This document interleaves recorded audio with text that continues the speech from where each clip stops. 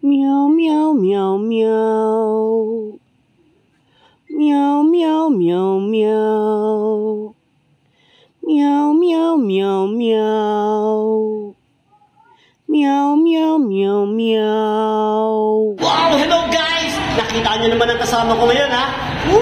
Outstanding to mga to. Standing. No, sige.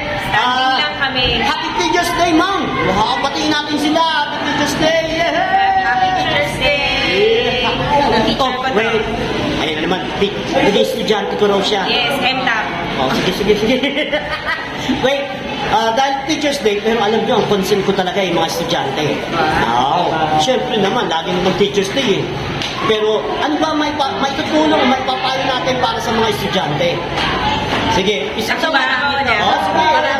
Marami talaga. Message no, sa mga estudyante. Kahit Teacher's Day, di ba? So, yung mga estudyante ko, dapat lagi niyong mag-unin, disiplina, respeto. Yan ang medyo dapat damihan, no?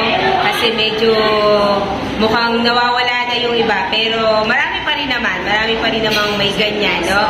Disiplina. At, syempre, ang mga teachers, ang kanilang, ano ba tawag doon? Hindi, ang mga teachers kasi inaantay namin kung ano yung magiging estudyante namin balang araw. Yun, no? Diba? Yung outcome nila, no? Yes, yung outcome nila. Kasi sila yung ating yaman eh. Totoo lang eh. Walang yaman ng teacher pero ang yaman namin estudyante. Pag bumalik sa amin at sinabi, ma'am, eto na po kami ngayon. Proud na proud ang mga teachers. Yan ang gusto namin, makapag-produce talaga ng mga successful na responsibilidad ng mga estudyante. Yes, mag-aral mabuti. Yes, pakinggan naman natin si Ma'am Army.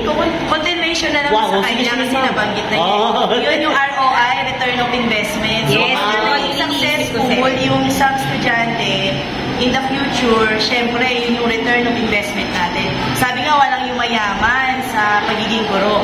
Pero tayo ay mayaman sa mga estudyante, lalo na kapag sila ay successful. Don't forget, yan ang ating ticket para sa itaas. Wala man kayamanan, talaga naman hindi naman talaga tayo dapat maghangad.